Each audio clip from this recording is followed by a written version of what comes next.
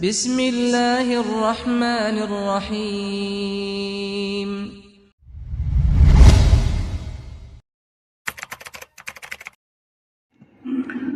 Bismillahirrahmanirrahim. Assalamualaikum warahmatullahi wabarakatuh.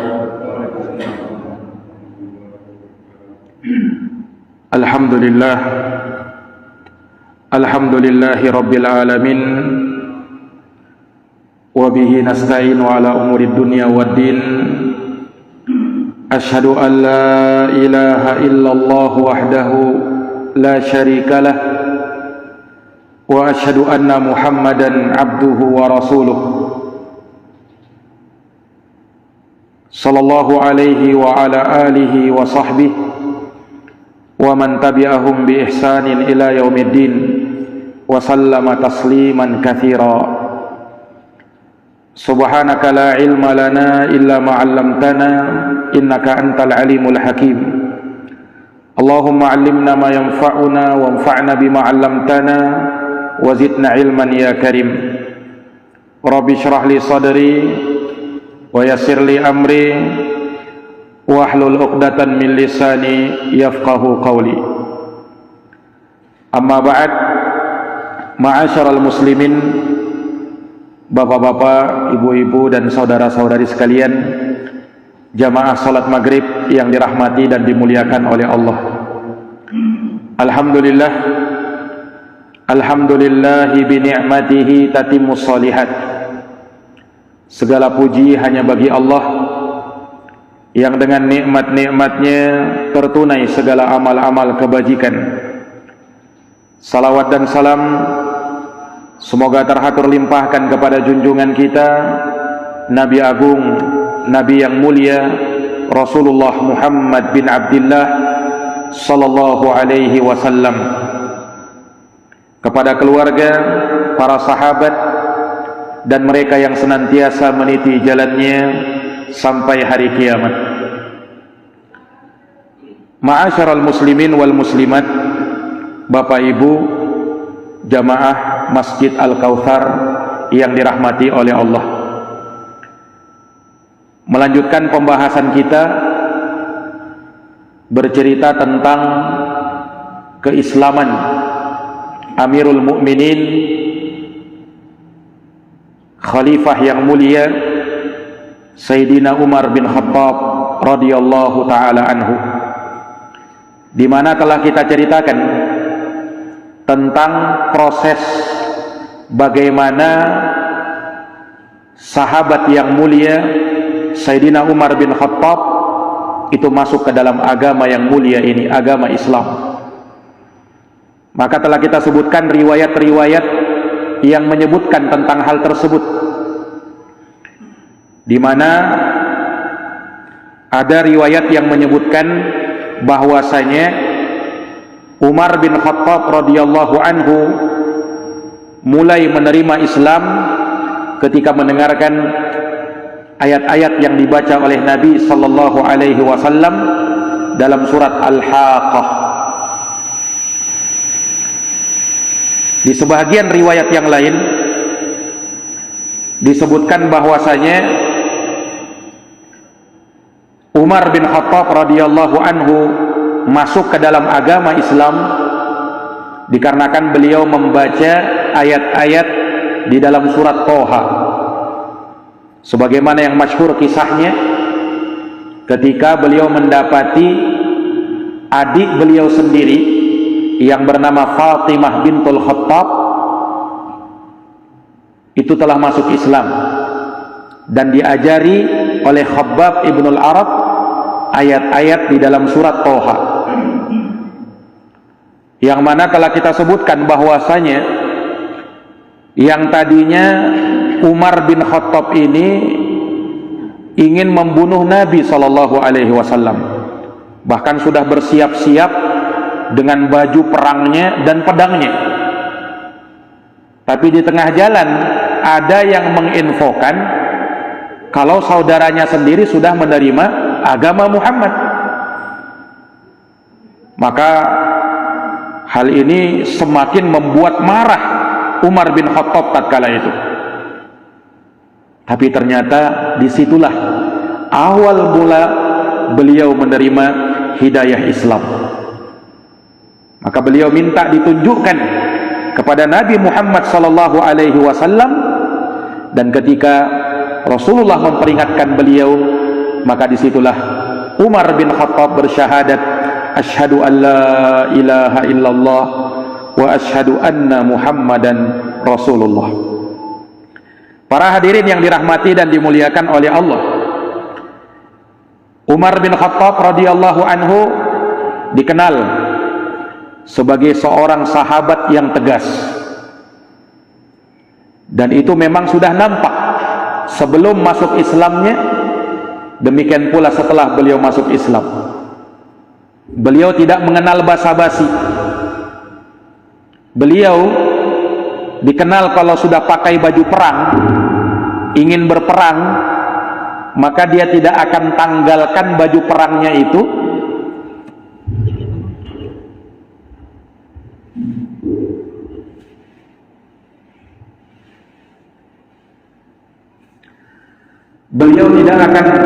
tanggalkan baju perangnya itu sampai orang yang diperanginya itu mati atau dia sendiri yang mati. Ini prinsipnya Umar bin Khattab kalau sudah mau berperang. Jadi tak main-main beliau radhiyallahu taala anhu. Kalau perang sudah. Dan beliau tidak mengenal kata takut. Walaupun yang dia hadapi itu sampai puluhan orang, Umar bin Khattab tidak gentar. Ini para hadirin yang dirahmati dan dimuliakan oleh Allah Subhanahu wa taala. Makanya karena hal seperti inilah beliau sangat disegani oleh orang-orang kafir Quraisy tatkala itu. Umar bin Khattab dikenal kalau berburu, kalau orang kan berburu misalnya berburu rusa atau ada keledai liar. Tapi kalau Umar yang dia buru singa.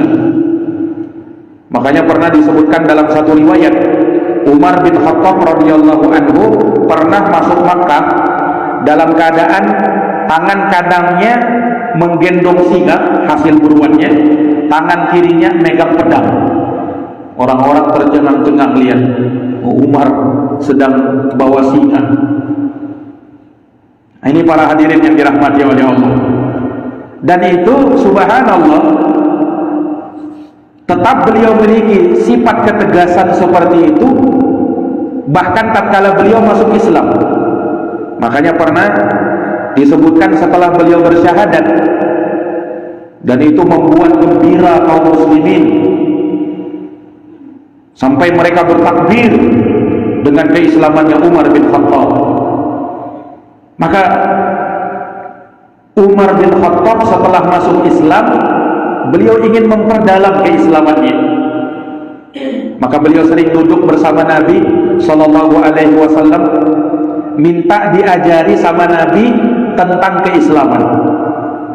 Maka Nabi ajarkan kepada Umar tentang tauhid, tentang la ilaha illallah Muhammadar Rasulullah, untuk semakin mempermantap itu.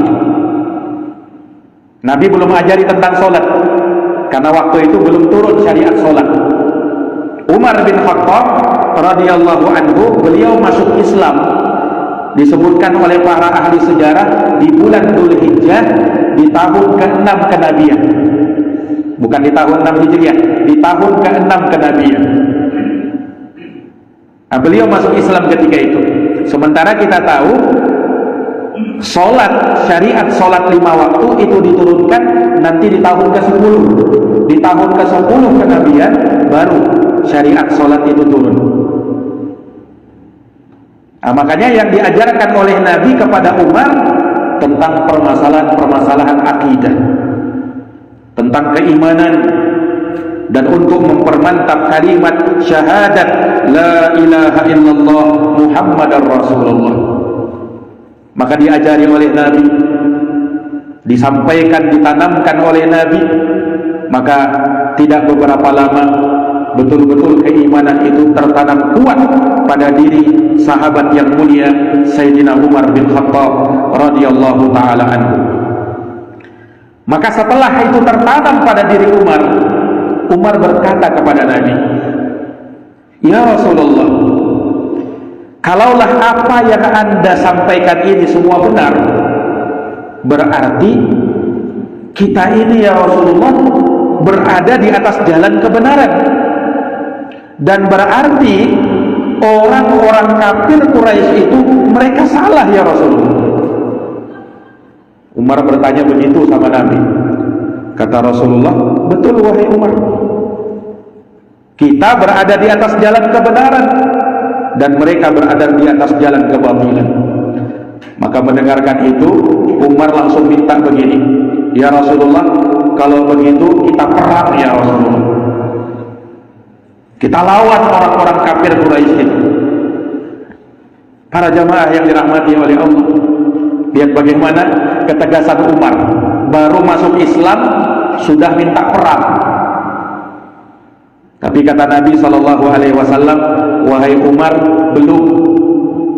Aku belum diperintahkan untuk berjihad saat ini. Belum ada perintah untuk mengangkat senjata saat ini wahai Umar." Karena memang di fase Makkah itu belum ada jihad. Allah perintahkan kepada Rasulullah SAW untuk bersabar, kemudian berjihad dengan lisan, yakni dengan cara mendakwahkan Islam. Perang belum ada ketika itu. Makanya dalam Quran Allah Subhanahu wa taala berfirman tentang nabinya, "Alam tara ilal ladzina qila lahum kuffu aydiyakum wa aqimus shalah wa atuz zakah." Tidakkah engkau melihat wahai Muhammad kepada orang-orang yang dikatakan kepada mereka, tahanlah tangan-tangan kalian, jangan berperang,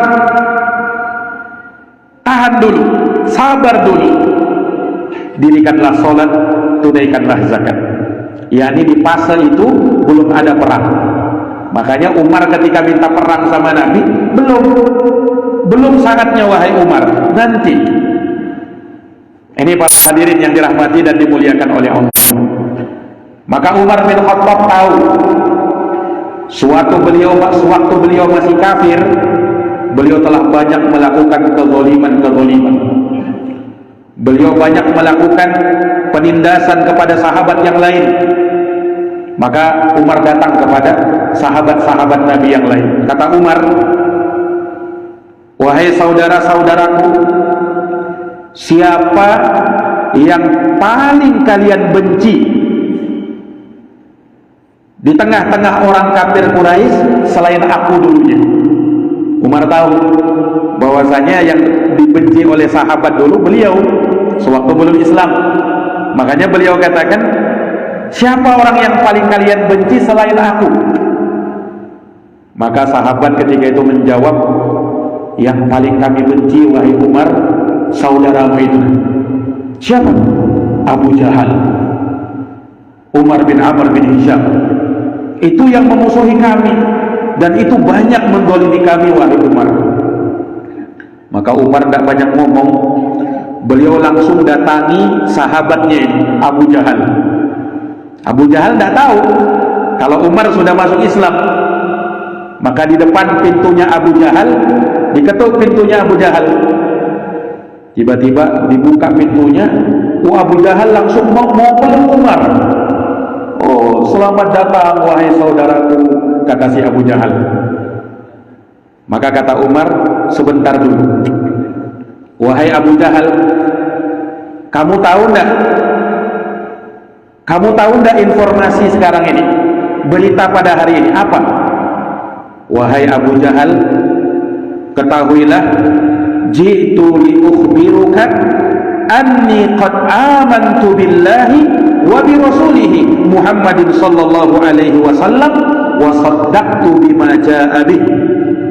Kata Umar dengan tegas, beliau berkata kepada Abu Jahal, "Wahai Abu Jahal, aku datang kepadamu untuk untuk memberitahukanmu bahwa aku telah beriman kepada Allah dan Rasulnya Muhammad sallallahu alaihi wasallam, dan aku telah benarkan semua yang beliau bawa.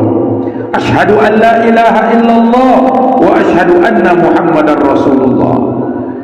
Mendengarkan itu Pak, Abu Jahal kaget, beliau langsung dibantingnya pintu dan beliau sumpahi Umar bin Khattab, tabban laka ya Umar, betapa celakanya kau ini wahai Umar, qabbahakallah wa qabbaha ma ji'ta bih.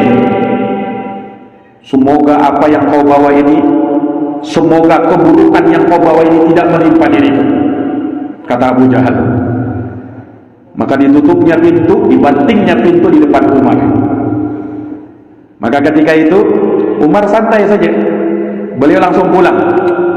Beliau datangi lagi Darul Arqam, tempat dan markas kaum muslimin ketika itu. Umar tanya lagi, wahai saudara-saudaraku, kata Umar, ini baru saja beliau masuk Islam ini, baru saja beliau masuk Islam. Wahai saudara-saudaraku, siapa di antara kafir Quraisy yang kalian tahu yang tidak bisa memegang berita? Artinya berita itu kalau sampai kepada dia langsung tersebar kemana-mana. Siapa orangnya? Umar ingin tahu siapa dia.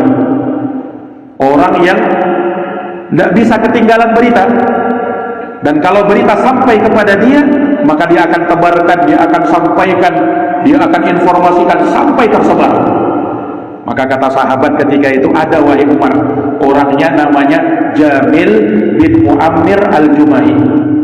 Nah itu orang tidak bisa pegang berita itu, langsung tersebar kalau ada informasi berita-berita panas yang sampai kepada dia. Maka langsung Umar datangi Jamil bin Muammir al-Jumahi ini. Ketika itu Umar dapat Jamil sedang duduk-duduk di depan Ka'bah nyari berita. Memang kerjaannya begitu, nyari berita-berita panas untuk disebar-sebarkan. Ini jamaah sekalian. Maka Umar lihat Jamil, langsung duduk di sampingnya. Kata Umar bin Khattab, wahai Jamil, apa kau tahu? Apa kamu tahu berita hari ini? Apa wahai Umar? Kata Jamil, wahai Jamil, ketahuilah, asyhadu an la ilaha illallah Muhammadar Rasulullah. Umar langsung bersyahadat. Jamil langsung tahu kalau ternyata Umar ini masuk Islam. Maka disebutkan oleh anaknya Umar bin Khattab, yaitu Abdullah bin Umar, ini Jamil bin Muammir ini ketika dapat informasi itu langsung dari Umar, beliau tidak noleh ke Umar, tidak nanya-nanya ini serius atau tidak, ini main-main atau tidak, ini langsung beliau bangkit. Beliau dengan suaranya yang tinggi berteriak. Apa kata dia? Ala inna Umar pada sabar. Wahai orang kafir Quraisy, wahai orang-orang Quraisy, tahu tak Umar sekarang sudah murtad dari agamanya. Umar sudah murtad dari agama nenek moyang. Umar bin Khattab ikut dari belakang dalam keadaan si Jamil bin Muammir ini berjalan sambil teriak, menginformasikan kepada Arab Quraisy bahwa Umar sudah masuk Islam. Sampai akhirnya orang-orang pun tahu, dan orang-orang kaget Pak ketika itu. Orang-orang datang kepada Umar, ya, kemudian menanyai Umar, wahai Umar, betul tak kata si Jamil ini kau betul sudah murtad dari agama nenek moyang? Kata Umar, kadzaba, dia dusta. Walakinni qad aslamtu wa syahadtu an la ilaha illallah Muhammadar Rasulullah. Umar tidak suka dikatai murtad dari agama nenek moyang. Kata beliau, orang itu dusta, tapi saya telah masuk Islam dan saya sudah bersyahadat la ilaha illallah Muhammadar Rasulullah. Sampai akhirnya Pak terjadi perdebatan. Orang kafir Quraisy berdebat sama Umar, sampai akhirnya terjadi perkelahian. Dikeroyok Umar bin Khattab. Sampai disebutkan dalam sejarah, Umar berkelahi sama orang-orang kafir Quraisy ini dari pagi sampai maghrib. Umar bonyok, mereka juga bonyok. Sampai pada akhirnya Umar sudah mulai capek, dia ambil satu orang, dipitingnya, kemudian mau ditusuknya matanya. Kata Umar, yang dipanggil, yang dipegangnya ini memang kepala sukunya. Kata Umar, kau bubarkan orang ini, kalau enggak kau butakan matamu. Kata Umar bin Khattab. Akhirnya dia berkata, bubar. Akhirnya bubar orang. Umar pun pulang dalam keadaan bonyok beliau, yang lain pun pulang. Subhanallah, lihat Pak. Umar pemberani.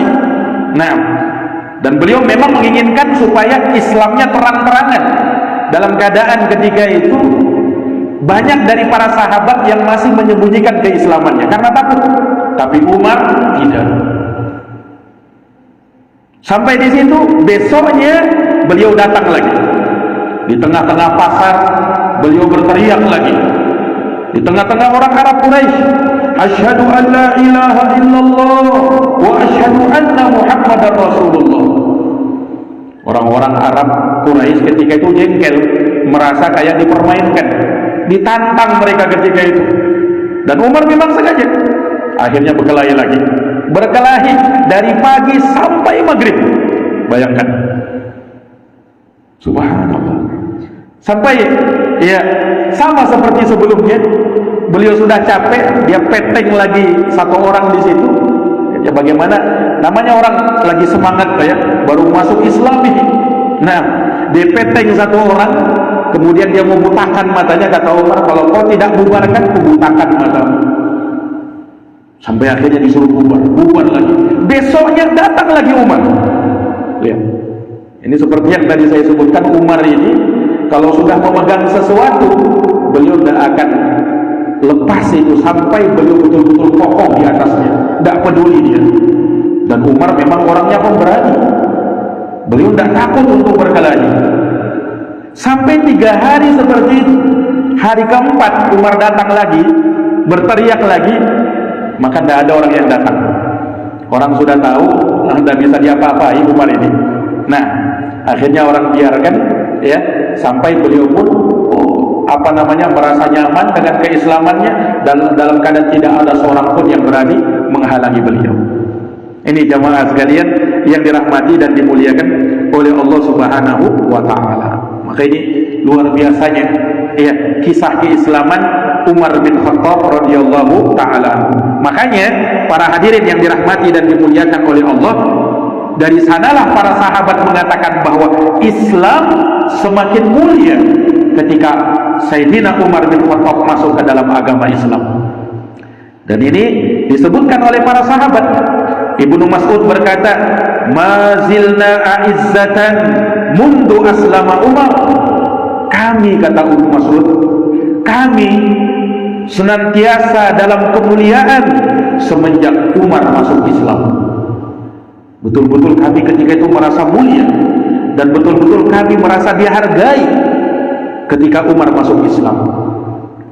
Dalam satu riwayat Ibnu Mas'ud berkata, "Inna Islama Umar kana fathan, wa inna hijratahu kana nasran, wa inna imaratahu kanat rahmatan, wa qad kana ma nusalli 'inda al-Ka'bah hatta aslama Umar, falamma aslama qatala Quraisyan hatta shalla 'inda al-Ka'bah wa shallaina ma'ahu." Dalam hadis riwayat Imam Al-Bukhari, kata Ibnu Mas'ud, sesungguhnya Islamnya Umar adalah kemenangan bagi kami, hijrahnya beliau adalah pertolongan bagi kami, kepemimpinan beliau adalah rahmat bagi kami. Dan sungguh, kata Ibnu Mas'ud, dulu kami tidak bisa sholat di dekat Ka'bah, sampai tatkala Umar masuk Islam, maka beliau pun menantang orang-orang kafir Quraisy sehingga beliau bisa sholat di dekat Ka'bah, dan kami pun sholat bersama beliau. Jadi dulu sebelum Umar masuk Islam, orang tidak berani sholat di dekat Ka'bah. Umar aja satu-satunya yang berani. Nah, ketika Umar masuk Islam, maka kaum muslimin yang lainnya pun mulai berani menampakkan keislamannya.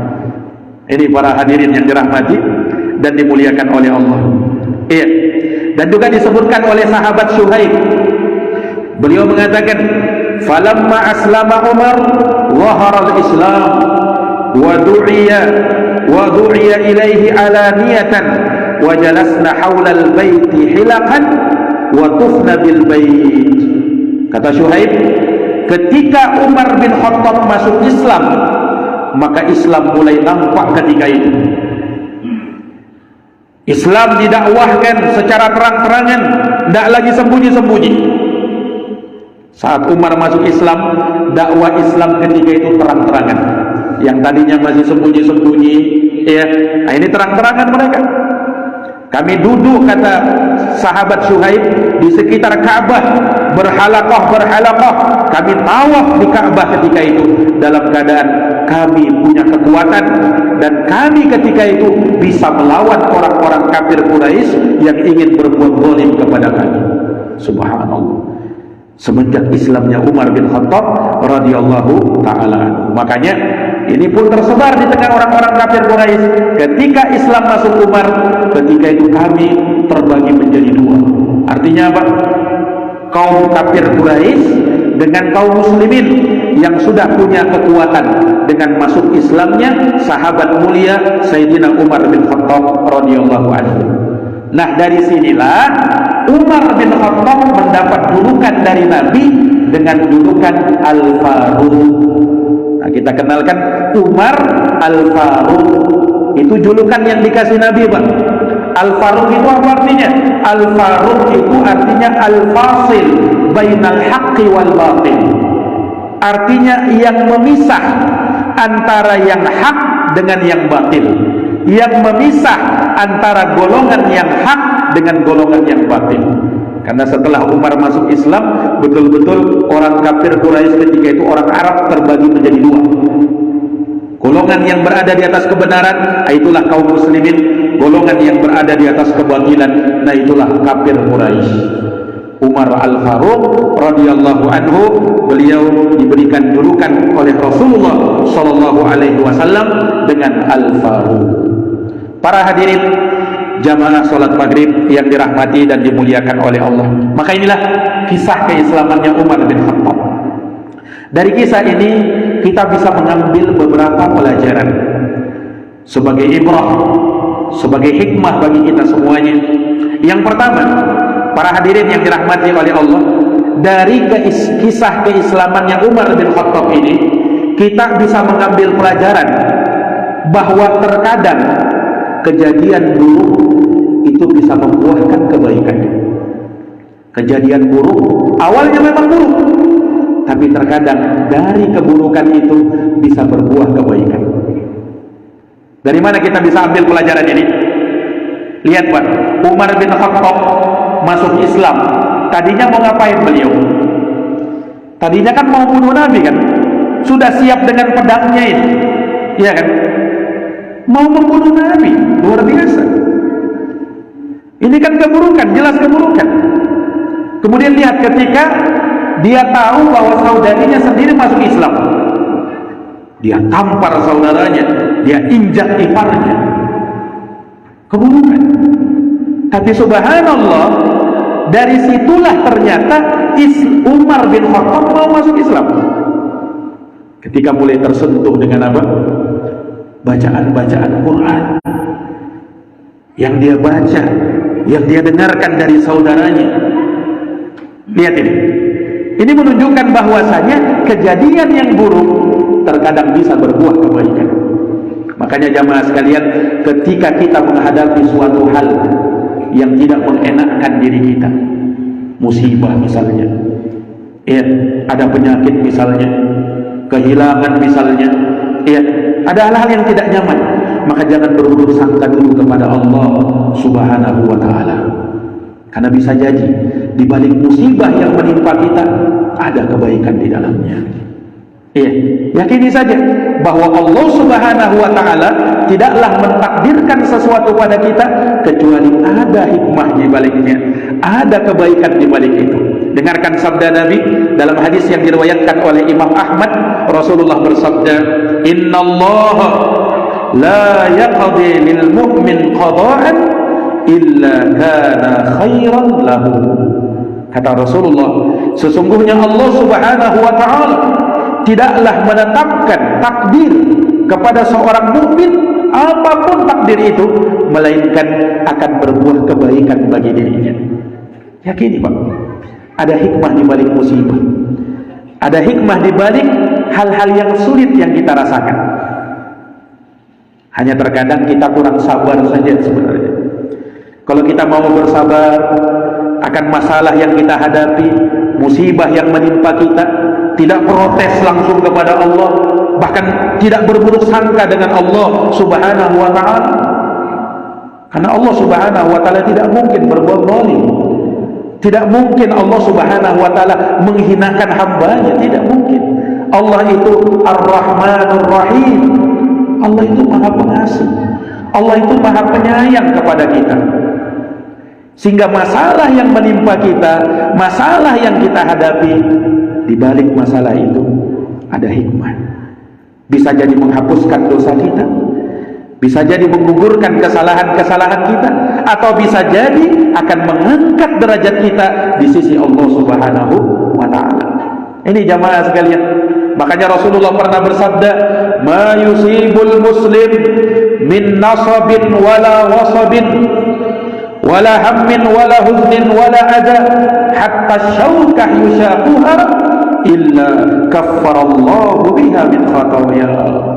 Kata Nabi, Pak, tidaklah seorang muslim ditimpa suatu musibah, hal yang menyakitkan, gangguan, kesedihan, gundah gulana, sampai duri yang menusuk kakinya, melainkan itu bisa menjadi penggugur dosa-dosanya. Asalkan mau sabar, jangan berkeluh kesah. Ini jamaah sekalian yang dirahmati oleh Allah. Jadi segala kejadian-kejadian buruk yang menimpa kita, boleh jadi ada kebaikan di balik itu. Asa an taqrabu syai'an wa huwa khairun lakum, wa asa an tuhibbu syai'an wa huwa syarrun lakum, wallahu ya'lam wa antum la ta'lamun. Boleh jadi, kata Allah, kalian menganggap buruk sesuatu, kalian benci sesuatu itu, padahal itulah yang terbaik bagi kalian. Dan boleh jadi kalian menganggap baik sesuatu, padahal itu yang buruk bagi kalian. Kenapa jamaah sekalian? Karena Allah yang tahu, kalian tidak tahu. Ya, manusia itu bisa berencana, tapi yang menentukan, yang mentakdirkan adalah Allah Subhanahu wa ta'ala. Dan ingat, takdir Allah Subhanahu wa ta'ala itu maha sempurna. Sementara rencana kita itu dibatasi dengan keterbatasan ilmu kita. Mungkin kita punya rencana, Pak. Iya, kita punya rencana-rencana, nanti saya mau pengen begini, pengen begitu. Nah, tapi ternyata dalam proses yang kita jalani, ternyata kita tidak dapat. Para jamaah yang dirahmati oleh Allah, yakinilah bahwasanya apapun yang menimpa kita, yang Allah takdirkan pada kita, itulah yang terbaik. Karena takdirnya Allah Subhanahu wa ta'ala tidak mungkin akan menghinakan seorang hamba. Ini pelajaran pertama yang kita ambil dari kisah keislamannya Umar bin Khattab. Yang kedua, dari pelajaran yang kita bisa ambil, yang namanya hidayah itu berproses. Hidayah itu, Pak, berproses. Tidak sekali kena Islam langsung masuk Islam, tidak begitu. Tapi ada prosesnya. Terkadang prosesnya lama. Lihat Umar bin Khattab, tidak langsung beliau masuk Islam kan. Sempat mendengarkan beberapa ayat, tidak langsung masuk Islam. Tapi ada prosesnya dulu. Iya. Dari proses itulah beliau masuk Islam. Ini para jamaah yang dirahmati oleh Allah. Begitulah hidayah Allah.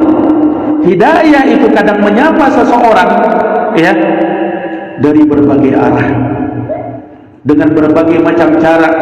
Allah Subhanahu wa ta'ala ingin memberi hidayah kepada seseorang. Asalkan kita jangan putus asa untuk mengharapkan orang itu bisa dapat hidayah. Terkadang mungkin orang itu menerima hidayah, mungkin ada unsur-unsur keduniaannya. Tidak masalah, awal-awal mungkin seperti itu. Tapi setelah dia belajar dan terus belajar, bisa jadi semakin kuat, semakin mantap Islamnya, maka dengan itu semua niat-niat buruk betul-betul habis pada dirinya. Semuanya lillah, karena Allah Subhanahu wa ta'ala. Makanya, Pak, pernah disebutkan dalam satu riwayat, Rasulullah Shallallahu Alaihi Wasallam pernah memberikan kepada seorang yang merupakan dedengkot orang musyrikin yang bernama Sofwan bin Umayyah, dikasih sama Nabi Pak 300 ekor onta supaya masuk Islam. Sofwan bin Umayyah ketika itu dia orang tokoh musyrikin pada saat itu, dikasih sama Nabi 300 ekor onta. Ini bukan main-main ini, satu ekor onta itu aja kisarannya sekarang sekitar 30 sampai 50 juta. Ini 300 ekor onta dikasih sama Nabi. Supaya apa? Supaya dia masuk Islam. Dalam sebagian riwayat, Nabi pernah memberikan seseorang satu lembah onta, satu lembah kambing supaya dia masuk Islam. Akhirnya dia masuk Islam. Tapi ini tokoh memang. Iya, ketika dia masuk Islam, dia datang langsung kepada kaumnya. Kemudian dia berkata apa? Ya qaumi aslimu, wahai kaumku masuk Islam kalian. Inna Muhammadan yu'ti ata'an la yakhshal faqah. Sesungguhnya Muhammad itu kalau dia memberi sesuatu, dia tidak takut miskin kalau dia sudah memberi. Betul-betul dia beri. Lihat, akhirnya satu kampung masuk Islam. Para jamaah sekalian, mungkin kita berpikir, ini masuk Islam karena dunia ini, pengen dapat onta, pengen dapat kambing, ya kan? Tidak masalah, itu awalnya seperti itu. Dan Nabi SAW pun seperti itu. Tapi setelah dia di Islam, belajar Islam, maka dia pun mengenal keislaman itu. Dia tahu bahwasanya kita beramal harus ikhlas karena Allah Subhanahu wa Ta'ala, lillah, karena Allah Subhanahu wa Ta'ala, di jalan Allah Subhanahu wa Ta'ala. Nah, ini para hadirin yang dirahmati dan dimuliakan oleh Allah Subhanahu wa Ta'ala. Jadi sekali lagi ya, yang namanya hidayah itu butuh proses, maka hargailah proses itu. Makanya kalau kita mengajari orang, ya, jangan berputus asa. Ajari orang itu sampai dia bisa. Belum dia bisa menerima hari ini, masih ada hari esok. Belum dia terima, masih ada hari esok. Yang jelas kita jangan sampai menyerah. Lihat Nabi Pak, ya, puluhan tahun, 13 tahun di Mekah. Itu bukan beliau tidak menghadapi celaan, hinaan dari orang-orang kafir Quraisy, bahkan pukulan, lemparan Nabi dapat. Tapi beliau tetap bersabar sampai akhirnya manusia menerima, beliau menerima Islam. Ini para jamaah yang dirahmati dan dimuliakan oleh Allah Subhanahu wa Ta'ala. Dan pelajaran yang juga kita bisa ambil dari kisah keislaman Umar bin Khattab, jangan cepat berputus asa. Ini kita ambil para jamaah sekalian. Jangan cepat berputus asa. Nah, boleh kita putus asa dari kebaikan-kebaikan. Ini kita bisa dapatkan kan?